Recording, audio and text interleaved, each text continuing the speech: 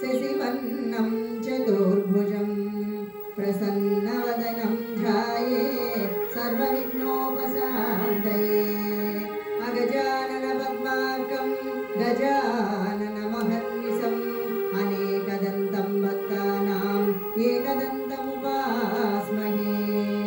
गुरुर्ब्रह्मा गुरुर्विष्णु गुरुदेवो महेश्वरः गुरुसाक्षात् परब्रह्म तस्मै श्री गुरुवे नमः। अखण्डमण्डलाकारं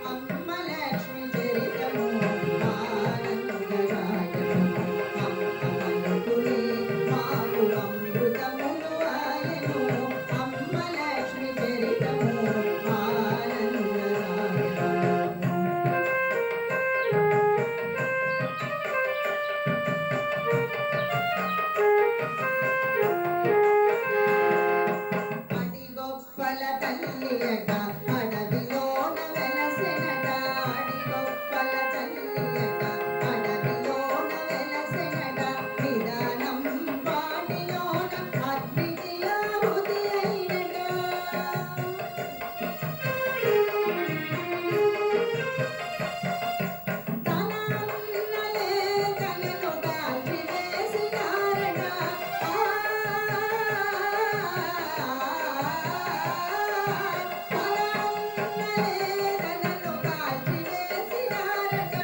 ఊరి ప్రజలు అందరూ దూషించినారట అమ్మ లక్ష్మి చరితము ఆనందదాయకము అమ్మ పలుకునే మాకు అమృతము ఆయను అమ్మ లక్ష్మి చరితము ఆనందదాయకము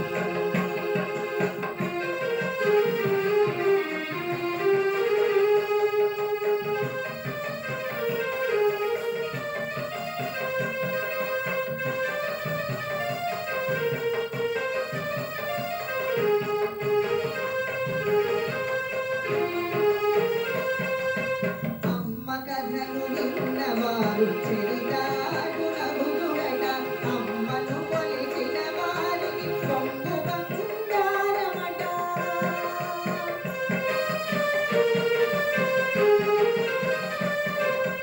ఈ చరిత్ర చెప్పుకుంటే మనసు పరవశమట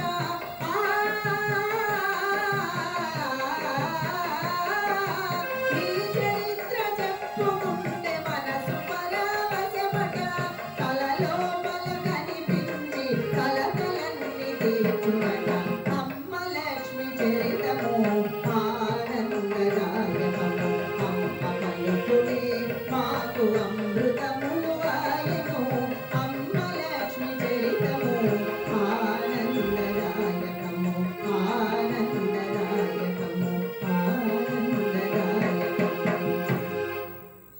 భక్తులారా, ఈ రోజు మనం చెప్పుకోబోయే కథ నిదానంపాటి శ్రీలక్ష్మి అమ్మవారి జీవిత చరిత్ర కథ యక్షగానం. పూర్వం ద్వాపరయుగంలో బుధవారం నాడు అష్టమి తిథి రోహిణి నక్షత్రంలో జన్మించిన శ్రీకృష్ణుడు 125 సంవత్సరములు జీవించి నిర్యాణం చెందిన రోజున కలియుగ ప్రవేశం జరిగినది. ఆ రోజు కైలాసంలో జరిగిన సంఘటన ఈ కథకు అంకురార్పణం. ఆది దంపతులైనటువంటి పార్వతీ పరమేశ్వరులు కొలువు తీరి ఉండగా బ్రహ్మ మానసపుత్రుడైన నారద మహర్షి ఈ విధంగా గానం చేసుకుంటూ కైలాసంలోకి ప్రవేశిస్తున్నాడండి.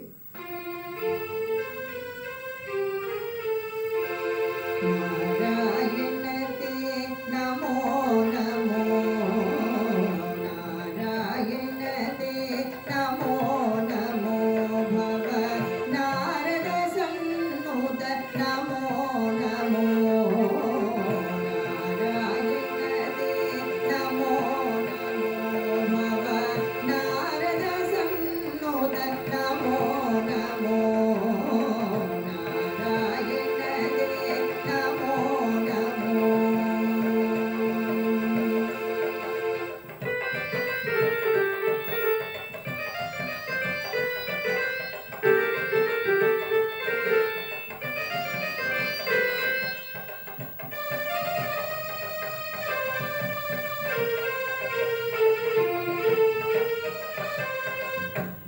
హర భవ హర ముకుంద మానవ హర భవ హర ముకుంద మానవ గరుడ గమన పంకజనాభ హర భవ హర ముకుంద మానవ గరుడ గమన పంకజనాభ పరమ పురుష భవబంధ విమోచన పరమ పురుష భవబంధ విమోచన నరమృగ శరీర నమో నమో నమో నరమృగ శరీర నమో నమో నారాయణ దే నమో నమో భవ నారద సన్నుత నమో నమో నారాయణ దే నమో నమో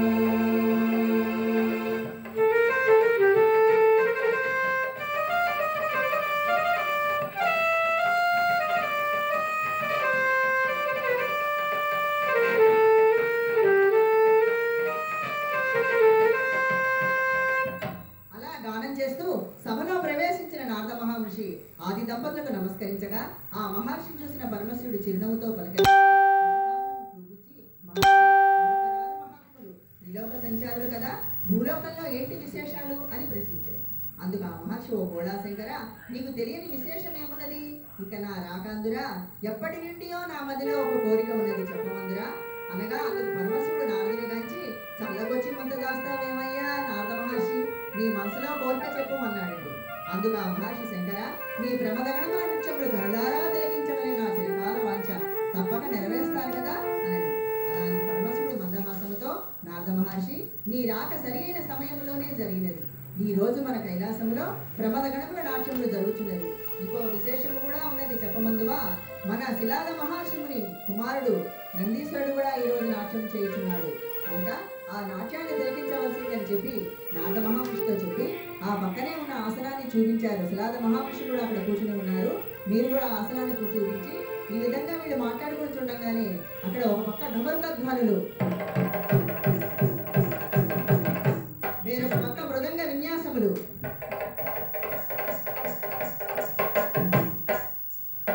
మరొక పక్క వివిధ వాద్యములతో జరుగుతున్న సంగీత పారవశ్యంతో నృత్యం చేస్తుంటే గాయకులు ఈ విధంగా గానం చేస్తున్నారండి.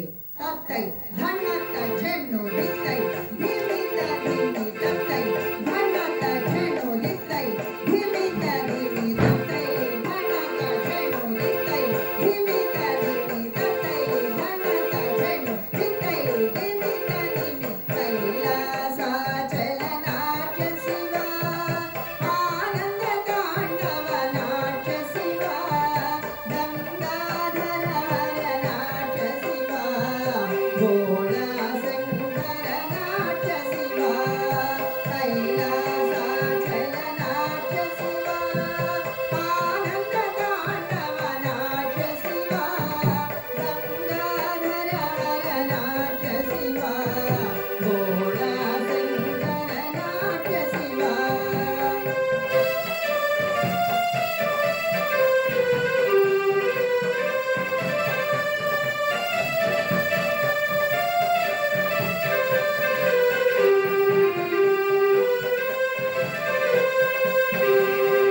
నమక చమక హర నాట్య శివ అభిషేక ప్రియ నాట్య శివ నమక చమక హర నాట్య శివ అభిషేక ప్రియ నాట్య శివ జటాజూట ధర నాట్య శివ భవభయదూర నాట్య శివ కైలాసాచల నాట్య శివ ఆనంద తాండవ నాట్య శివ గంగాధర నాట్య శివ భోళా శంకర నాట్య శివ.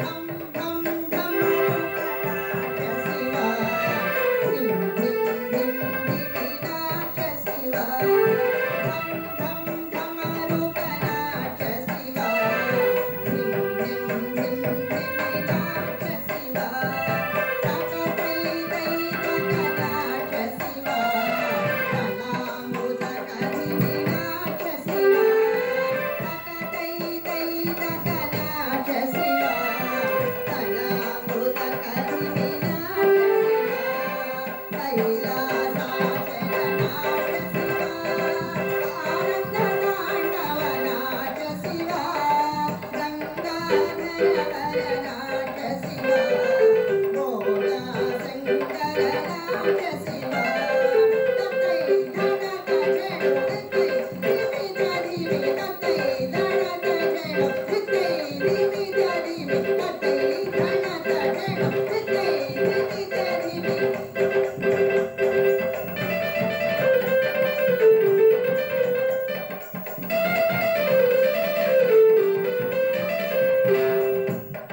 అలా ఆనంద పారవశ్యంతో నాట్యం చేస్తున్న ప్రమదగణములను పార్వతీదేవి మెచ్చుకుంటూ నందీశ్వరుని చూసి పకపకా నందింది. ఆవిడ ఎందుకు నవ్విందంటే నందీశ్వరుడు నాట్యం చేస్తూ జర్రున జారిపడ్డాడండి. అది చూసిన నారద మహామునిషికి అవకాశం దొరికిందండి. వెంటనే శిలాద మహాముని పిలిచి, ఏమయ్యా, నీ కొడుకును చూసి ఆవిడ నవ్వింది కదా, ఇంతమంది ప్రమదగణాలను మెచ్చుకుంటే నీ కొడుకును కూడా మెచ్చుకుంటే ఏమవుతుందయ్యా? ఒకసారి నువ్వు వెళ్ళి అడుగు, ఎందుకు నవ్విందో, పరిహాసంతో నవ్విందా లేక ఆనందంగా నవ్విందా తెలుసుకోమని చెప్పాడండి. ఆహా, అలా కాదు, నేను వెళ్ళి అడగచ్చు ఇప్పుడు ఆవిడ్ని. ఆవిడ నన్ను అడుగుతుంది, ఏమయ్యా నువ్వెవరివి? ఆవిడ నవ్వి, ఆ శిలాద మహాముని కుమారుడు నేను నవ్వింది అతన్ని చూసి నువ్వెందుకు అడుగుతున్నావు అని అడగవచ్చు. అందుకని నీవే వెళ్ళి అడిగితే బాగుంటుందని శిలాద మహాముని రెచ్చగొట్టి పంపించాడండి నారద మహాముని. ఆ శిలాద మహాముని పార్వతీదేవి దగ్గరికి వెళ్ళి, అమ్మా పార్వతీదేవి, ఇంతమంది ప్రమదగణములను మెచ్చుకొని నా పుత్రుని చూసి నువ్వు బకబకా నవ్వావు, పరిహాసంతో నవ్వావా ఆనందంతో నవ్వావా చెప్పమన్నాడండి. అందుకు ఆ పార్వతీదేవి ఈ విధంగా చెప్తాను, మునీశ్వర, నీ పుత్రుని నృత్యములో హావభావాలు లేవు, నాట్యములో నవరసాలు పలికించగలిగినదే నాట్యము, అది చూపించలేనప్పుడు అది నాట్యము కాదు. కనుక నీ పుత్రుని చూసి నాకు నవ్వు వచ్చినది. అదీగాక అతని ఆకారం ఏంటి అట్లా ఉన్నది, పొడుగాటి తోక, ఆ వాడి అయిన గోళ్ళు, పొట్టబోటించినట్టు ఆ పొట్ట, నెత్తి మీద కొమ్ములు, చూడటానికి ఒక క్షుద్ర ఆకారంగా ఉన్నది అతని ఆకారము. అందుకని నాకు నవ్వు వచ్చినది. ఇతన్ని మోసినది మానవ కాంతిన 9 నెలలు గర్భాన మోసినది. అసలు ఇతను ఆమె గర్భంలో ఎలా ఇవ్వడగలిగాడు అని నాకు నవ్వు వచ్చినది. నవ్వటం తప్ప అని అడిగిందండి. అడిగి ఈ విధంగా చెప్తోందండి,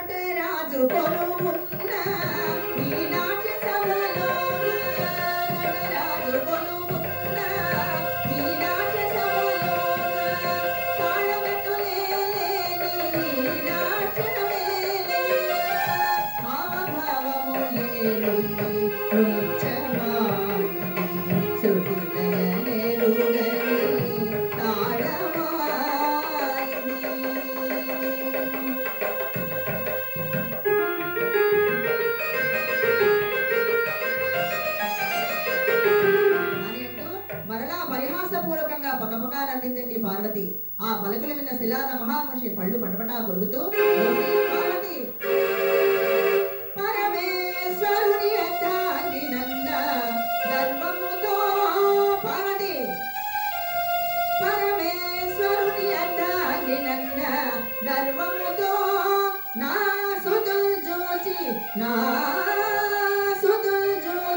పగ పగ నవ్వితివి, శాప బలము అనుభవింపుమని,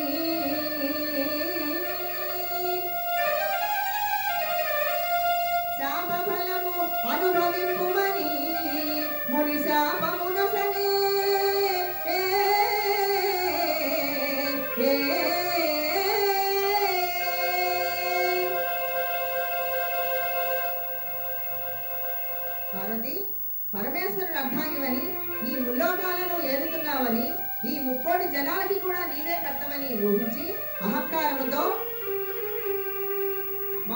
మనుషులైన నన్నే కాకుండా ఎక్కడో ముక్కు మోసుకుని ఉన్న నా భార్యను కూడా నీవు అవమానించావు కనుక నీవు నీ దివ్యశక్తులన్నీ కోల్పోయి భూలోకంలో మానవకాంతగా జన్మించి నీ నీ దివ్యశక్తులని కోల్పోయి గజస్వల కాకుండానే గర్భవతి అవ్వమని శాపించాడండి.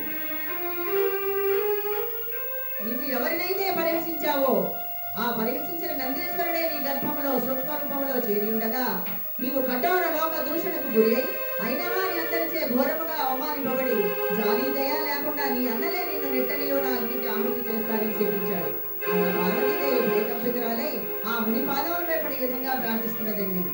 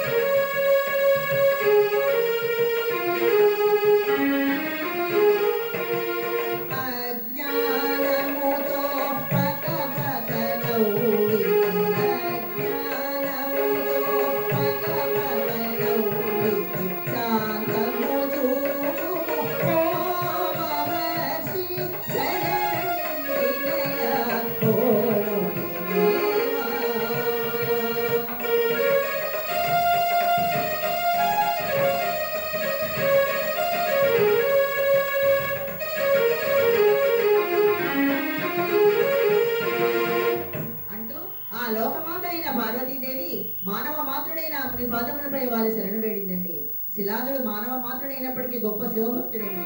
ఆ విషయం ముందు కథలో మనకి తెలుస్తుంది. అప్పుడు ఆ మహర్షి దయాదరుడే, అమ్మా పార్వతి, నేను కూడా నా తొందరపాటును తెలుసుకుంటుంది. ఎన్నో సంవత్సరాల పాటు సాధనతో సాధించిన తపఫలాన్ని నా పుత్ర ప్రేమ వలన అహము కమ్మి నీకు శాపం ఇచ్చడికై నా శక్తినంతటినీ ధారపోశాను. నన్ను క్షమించు తల్లి. ఈ మానవులు ఈ క్షణత్రయములను దాటలేక ఈక్షణత్రయాలంటే మూడండి: పుత్రేక్షణ, ధారేక్షణ, శాస్త్రేక్షణ. పుత్రుల మీద ప్రేమ, శాస్త్రం మీద ప్రేమ, దాయాదారాదుల మీద ప్రేమ. దాయాదారాదులు అంటే అన్నదమ్ములు, తాతలు, తండ్రులు, వీళ్ళందరి మీద ప్రేమని వదులుకోలేక అనేకులు తాను సంపాదించిన ఫలితాన్ని పోగొట్టుకుంటారు. నేను కూడా నా సర్వశక్తులను ఈ శాపం కోసం ధారపోశాను. ఈ శాపాన్ని వెనుకని తీసుకున్న శక్తి నాకు లేదు. ఒక పరమేశ్వరుడికే ఆ శక్తి కలదు. నీవు ఆ పరమేశ్వరుని వేడుకోమని చెప్పాడండి. అమ్మా పార్వతీదేవి, నీకు ఈ శాపం ఎందుకు ఇవ్వవలసి వచ్చినదంటే కలియుగంలో పాపం పెరిగిపోయినది. ధర్మం కోసం, దుష్ట శిక్ష రక్షణ చేయడం కోసం నీకు ఈ శాపాన్ని ఇవ్వవలసింది తల్లి అని చెప్పాడండి. అంతా ఆ పార్వతీదేవి పరమశివుని ఈ విధంగా ప్రార్థిస్తుంది. పరమశివ, నీ సన్నిధిలోనే నాకు ఇంతటి శాపం ఏమిటి చెప్పమని చెప్పి అడిగినదండి.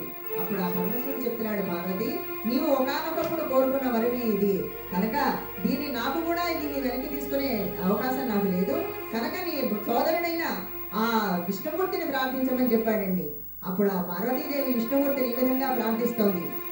ఆకటి వేళల అలపైన వేళలను, ఆకటి వేళల అలపైన వేళలను తేపువ హరినామమే దిక్కు మరిలేదు. ఆకటి వేళల అలపైన వేళలను.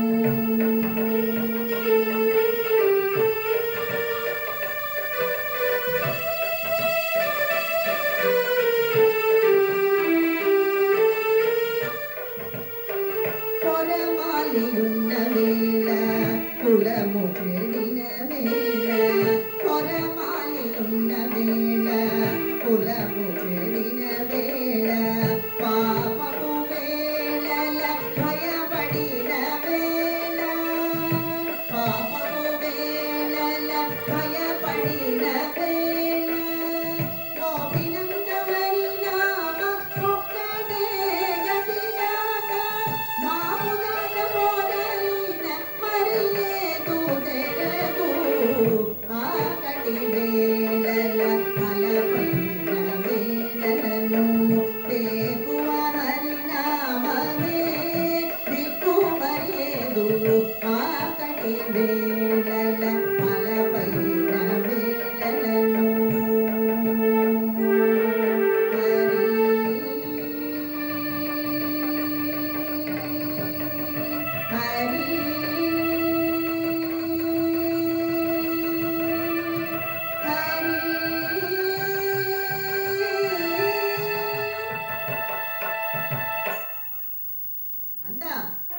విష్ణులోక నుంచి నారాయణుడు ప్రత్యక్షమై, అమ్మా, ఈ శాప వృత్తాంతమంతయు తెలుసుకొంటిని.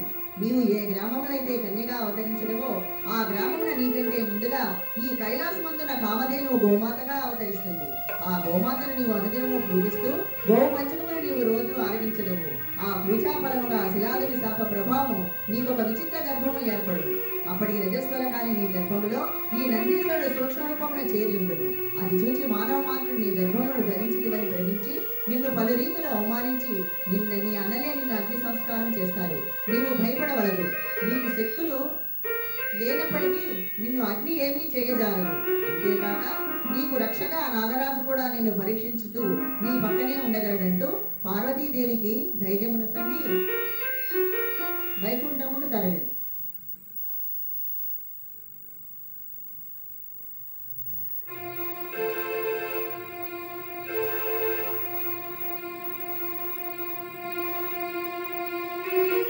పార్వతీదేవి ధైర్యం నసంగి వైకుంఠానికి వెళ్ళిపోతున్నాడండి నారాయణుడు. అక్కడ ప్రమదగణాలందరూ కూడా నారాయణ ఈ విధంగా పూజిస్తున్నారు. త్వమేవ శరణం త్వమేవ శరణం కమలోదర శ్రీ జగన్నాథ. త్వమేవ శరణం త్వమేవ శరణం కమలోదర శ్రీ జగన్నాథ. త్వమేవ శరణం త్వమేవ శరణం కమలోదర శ్రీ జగన్నాథ. త్వమేవ శరణం త్వమేవ శరణం కమలోదర శ్రీ జగన్నాథ.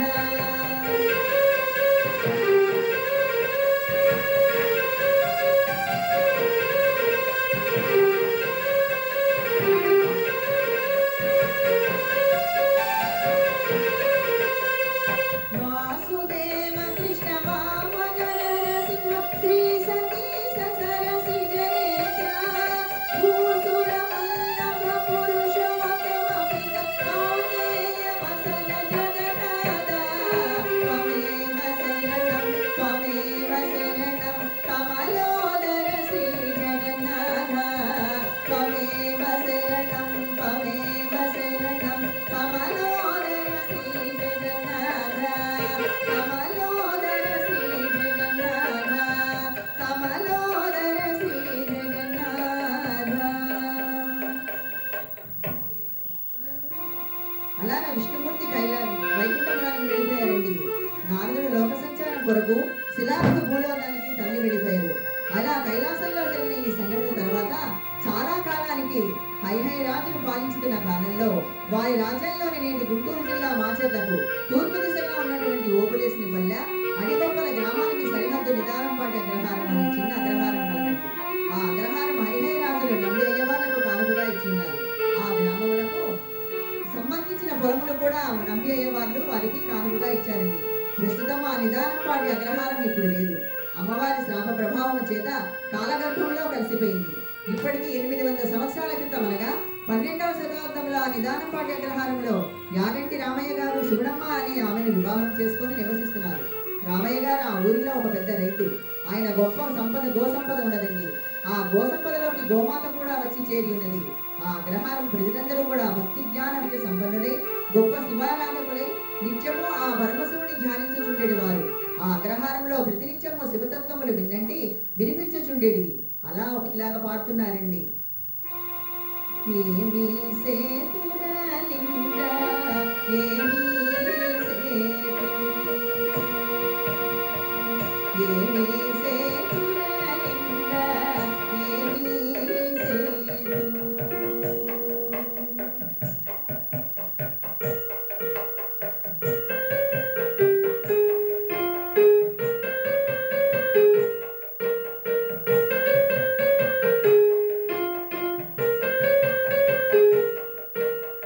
అక్షయముల పాద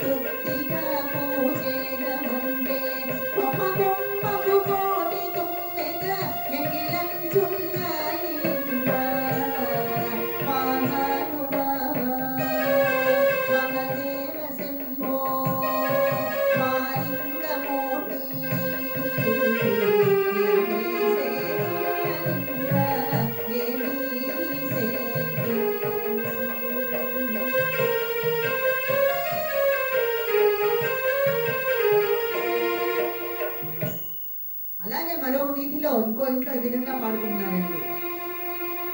నమ శివాయ నమ శివాయ నమ శివాయ ఓం నమ శివాయ నమ శివాయ నమ శివాయ నమ శివాయ ఓం నమ శివాయ నమ శివాయ నామాక్షరమును అతి భక్తితో జపింతునయ్యా. నమ శివాయ నమ శివాయ నమ శివాయ ఓం నమ శివాయ.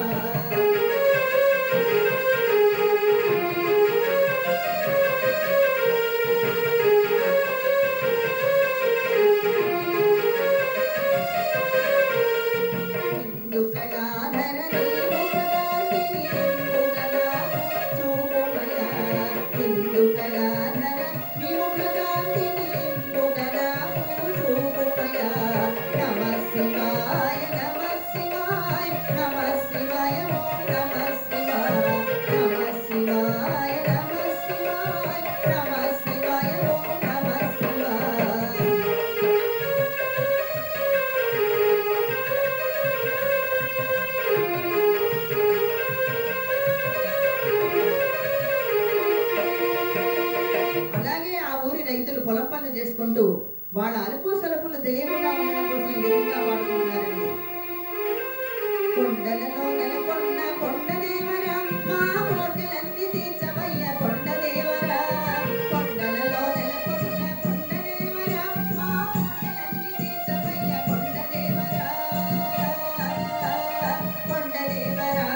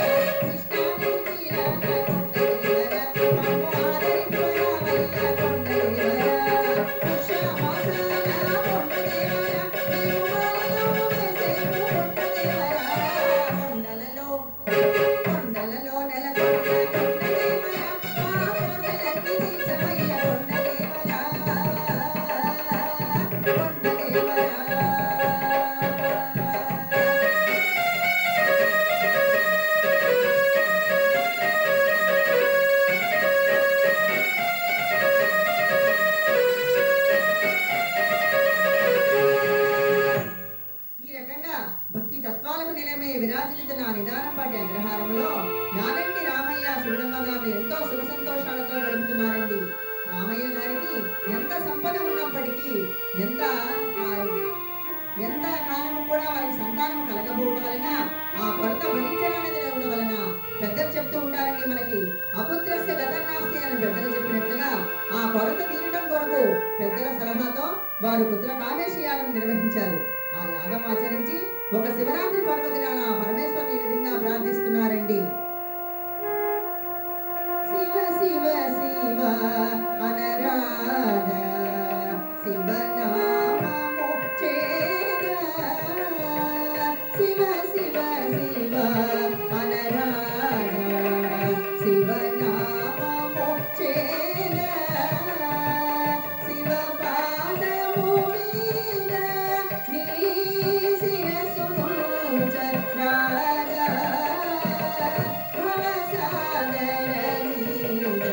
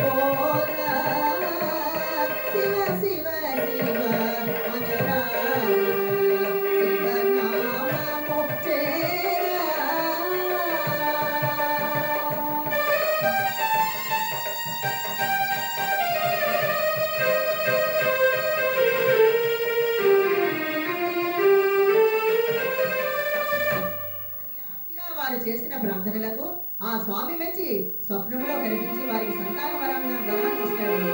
ఆ వర ప్రభావ చేత వారికి నలుగురు కుమారులు జన్మించారు. పెద్ద కుమారుడి పేరు ముత్తయ్య, రెండవ కుమారుడికి లింగయ్య, మూడవ కుమారుడికి వెంకయ్య, నాలుగవ కుమారుడు నరసయ్య అని నామకరణం చేసి ఆ దంపతుల వారిని అల్లారుముద్దుగా పెంచుతున్నారండి. కాలం గడిచిపోతుంది. మనిషి కోరికలకు అంతెక్కడ కదండి. ఒక డాబా వస్తే ఇంకో డాబా కావాలనుకుంటాం, ఒక ₹1,00,000 వస్తే ఇంకో ₹1,00,000 చేస్తే బాగుంటుంది అనుకుంటామండి.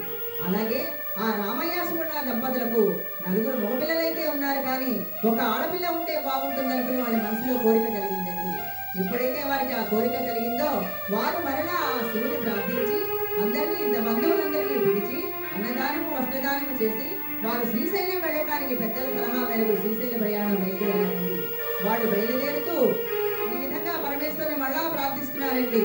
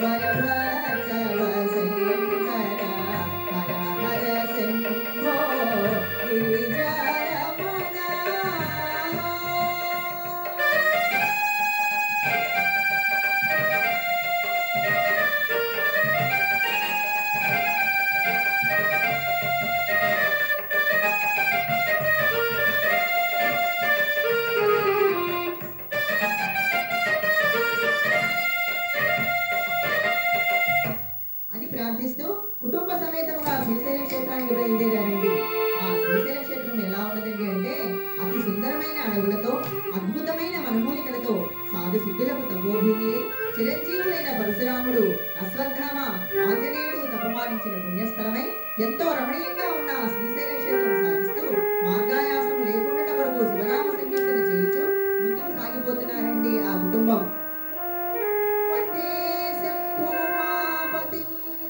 సురగురుం వందే జగత్కారణం వందే పన్నగభూషణం మృగధరం వందే పశూనాం పతిం వందే సూర్యశశాంకమగ్నినయనం వందే ముకుందప్రియం వందే భక్తజనాశ్రయం చ వరదం వందే శంకరం. శివ శివ శంభో భవభయహర శంభో, శివ శివ శంభో భవభయహర శంభో, శివ శివ శంభో భవభయహర శంభో, శివ శివ శంభో భవభయహర శంభో.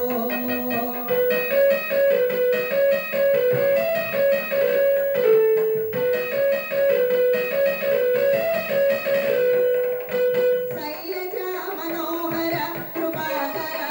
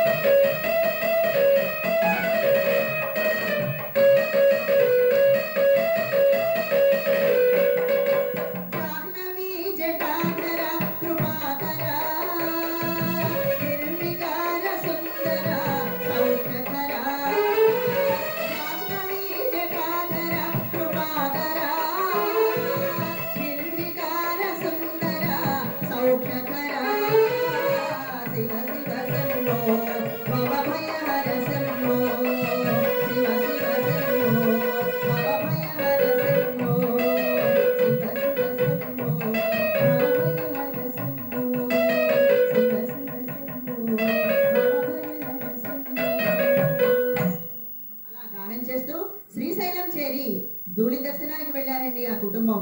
మనకి ఎక్కడా లేనిది శ్రీశైలంలో ఒకటి ఉన్నదండి.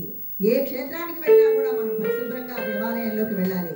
కానీ శ్రీశైల క్షేత్రంలోకి వెళ్తే ధూళి దర్శనం చేసుకోవచ్చండి. మనకి ఆ స్వామి యోగ నిద్రలో ఉంటాడు. ఆ యోగ నిద్రలో ఉన్న స్వామిని మనం తల పోటించి చెప్తామండి. ఏమని? అయ్యా, నీ దగ్గరికి మేము వచ్చాము, ఆ కళ్ళు తెరిచి మమ్మల్ని చూడు స్వామి అని వేడుకుంటామండి. అదే మనకి శ్రీశైలంలో గొప్ప వరమండి మనకి. అలా వెళ్ళి అక్కడ శివభక్తులు శివనామస్మరణ చేస్తూ ఉండగా వీళ్ళు పులకితులై ఆనంద పరవశులై ఈ విధంగా గానం చేస్తున్నారండి. జయ జయ గిరిజారమణ, జయ జయ గిరిజారమణ, జయ జయ శంకర నాగభరణ, జయ జయ గిరిజారమణ.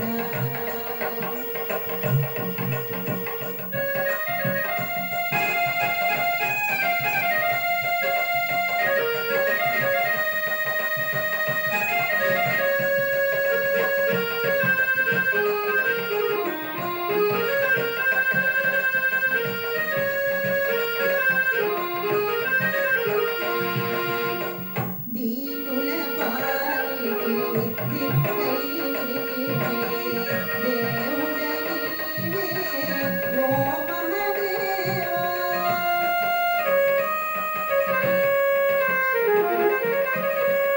దీనుల పాలిటి దిక్కై నీవే, దేవుడ నీవే ఓ మహదేవా. మమో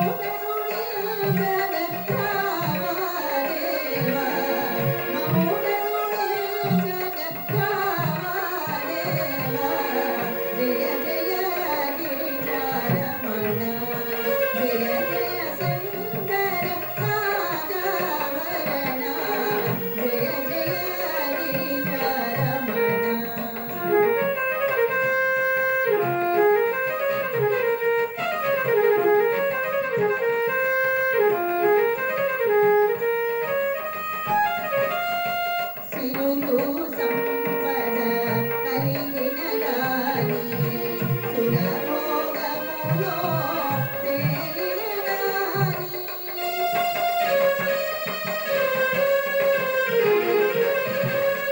సిరులు సంపద కలిగిన గాని, సురభోగములో తేలిన గాని, పాపల నవ్వుల దోచగలేని పడతి జన్మవదేల దేవా, పడతి జన్మవదేల దేవా. జయ జయ గిరిజారమణ, జయ జయ శంకర నాగభరణ, జయ జయ గిరిజారమణ.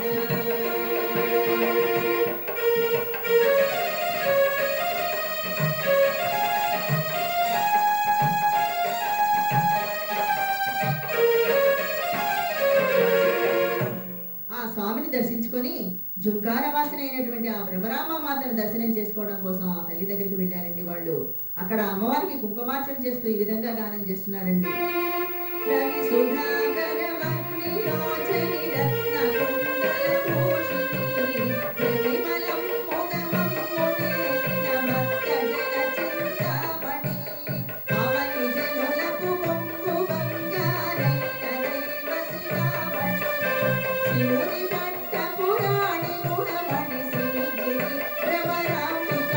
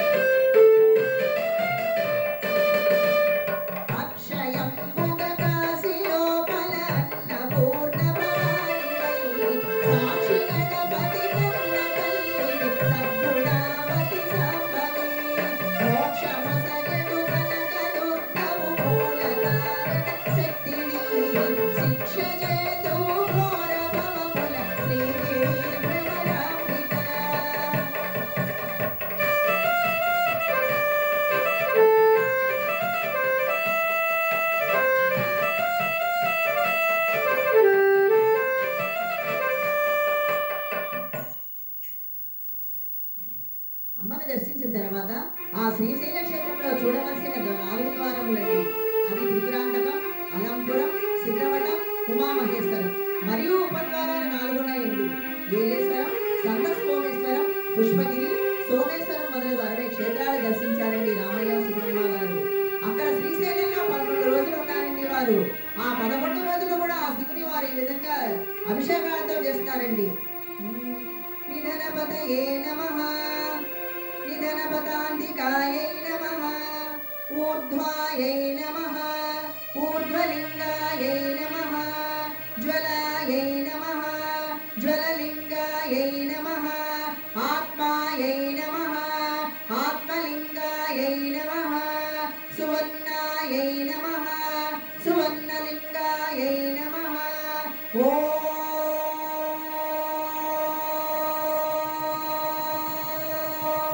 హర హర మహాదేవ శంభో అంటూ ఆ 11 రోజులు కూడా ఆ స్వామికి అభిషేకాలతో, అమ్మకి కుంకుమార్చనలతో పూజించారండి. 11 రోజుల తర్వాత వారు విశ్రాంతి గృహంలో విశ్రాంతి తీసుకుంటూ ఈ విధంగా చర్చించుకుంటున్నారండి. రామయ్య గారు సుగుణమ్మతో ఇలా అంటున్నారు: ఈ పుణ్యక్షేత్రంలో కృతయుగములో హిరణ్యకశిపుడు, త్రేతాయుగములో శ్రీరాముడు, ద్వాపరయుగములో శ్రీకృష్ణుడు, కలియుగములో పరశురాముడు ఎందరో సిద్ధ సాధుగణులు క్షేత్రాన్ని దర్శించారు. ఎందరో ఇక్కడ రససిద్ధి శక్తులు పొందారు. అంతేకాక సుగుణ, మనమెంతో చాలా అదృష్టవంతులం కదా.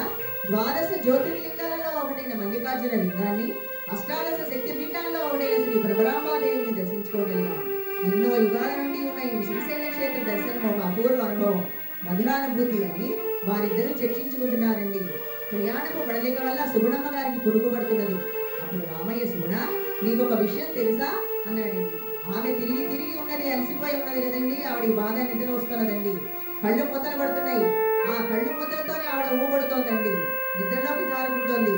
రామయ్య గారు ఇలా చెప్పుకుంటూ వెళ్ళిపోతున్నాడు. పూర్వము శిలాదుడు అనే మహర్షి సంతానం కొరకై చాలా కాలం తపం చేశాడు. శివుని అనుగ్రహంతో 2 పుత్రులను పొందారు. వారే నందీశ్వరుడు, పర్వతుడు. వారిలో పెద్దవాడైన నందీశ్వరుడు అయోనిజుడు నాగటి చాలులో శిలాదుడికి దొరికాడు.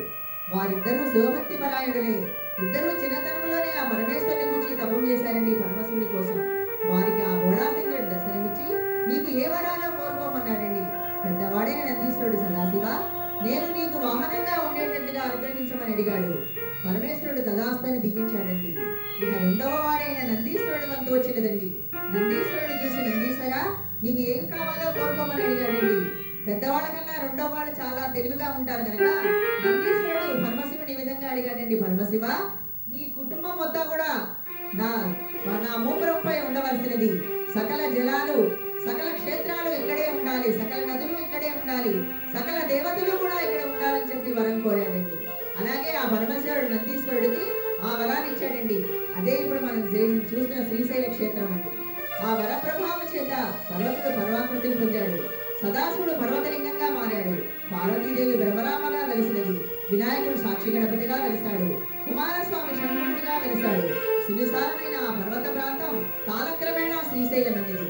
పర్వతలింగం మల్లికార్జున లింగమైనది. శివుడు శ్రీశైల మల్లేగా ప్రసిద్ధి చెందాడని చెప్తూ రామయ్య గారు కూడా నిద్రలోకి జారుకున్నాడండి. అప్పుడు ఇక అక్కడ యోగ నిద్రలో ఉన్న పరమశివుడు శ్రీశైల క్షేత్రంలో రామయ్య గారి మాటలు ఉడిక్కిపడి, పార్వతీదేవి ఇక భూలోకములకు బయలుదేరవలసిన సమయం ఆసన్నమైందని గ్రహించి పార్వతిని చేరపిలిచి, పార్వతి, శిలాదుడు నీకు ఇచ్చిన శాప ప్రభావం చూపుతున్నది కావున నీవు భూలోకానికి బయలుదేరి శ్రీశైలంలో రామయ్య సుగుణములు బస చేసి ఉన్నారు. నీవు సుగుణమ గర్భంలో ప్రవేశింపుము. నేను రామయ్యకు కలలో కనిపించి పుత్రికావరము గురించి తెలియజేపుదను.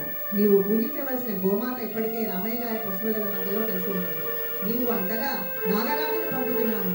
నీవు నీ పక్కన ఉన్నంత వరకు నీకు ఎటువంటి ఆపదలు కలగవు. పూర్తి రక్షణ ఉంటుంది. ఎప్పుడైతే నాగరాజు అగ్రహారం నుండి నీకు తోడు లేకుండా బయటికి వస్తాడో అప్పుడు నీకు ఆపదలు కలుగుతాయి అని చెప్పి పార్వతీదేవిని భూలోకంలో ఉన్న సుగుణమ్మ గారి గర్భంలోకి ప్రవేశించమని ఆదేశించారండి. ఇక అమ్మ పార్వతీదేవి జగన్మాత, లోకాలను పాలించే తల్లి, మానవకాంతగా శ్రీ సుగుణమ్మ గారి గర్భాన ప్రవేశించడానికి మరుదంశ ఫలముగా ఆవిడ గర్భంలోకి ప్రవేశించిందండి. వెంటనే సుగుణమ్మ గారికి మెలుగు వచ్చింది. పక్కనే నిద్రిస్తున్న రామయ్య గారికి స్వప్నంలో శివుడు కనిపించి నీకు పుత్రికా సంతానాన్ని కలిగిస్తున్నాను అని చెప్పాడు. రామయ్య గారు కూడా ఉలిక్కిపడి లేచి సుగుణమ్మ గారు లేచి చూశాడండి. అప్పటికే సుగుణమ్మ గారు మెలుగుతూ ఉన్నది. సుగుణమ్మ గారు ఎంతో ఆనందంతో తన అనుభూతిని రామయ్య గారికి చెప్పినదండి. రామయ్య గారు కూడా తన స్వప్నంలో జరిగిన వృత్తాంతమంతా సుగుణమ్మ గారికి వివరించి ఆ శివుని స్మరిస్తూ ఎంతో ఆనందానుభూతిని పొందారు. అక్కడ కైలాసంలో పార్వతీదేవి నిష్క్రమించగానే తన అర్ధభాగమైన పార్వతీని విడిపోయినందుకు ఆ పరమశివుడు బాధను భరించలేక రుద్రతాండవం ఈ విధంగా చేస్తున్నాడండి.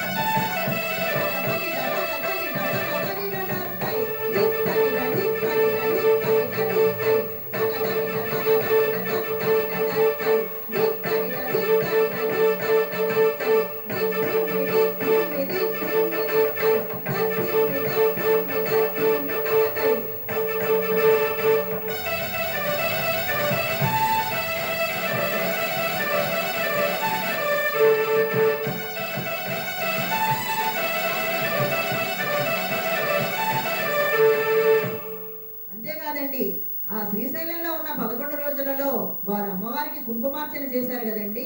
ఆ అమ్మవారు ప్రత్యక్షమై వారికి దర్శనం ఇచ్చిందండి. అప్పుడు సుగుణమ్మ గారు ఏం కోరుకున్నారో తెలుసా అండి? అమ్మా, నీవు ఏ నవ్వు ముఖంతో అయితే నాకు దర్శనమిచ్చావో ఆ నవ్వు ముఖంతో నా గర్భాన బిడ్డగా జన్మించమని కోరిందండి ఆవిడ.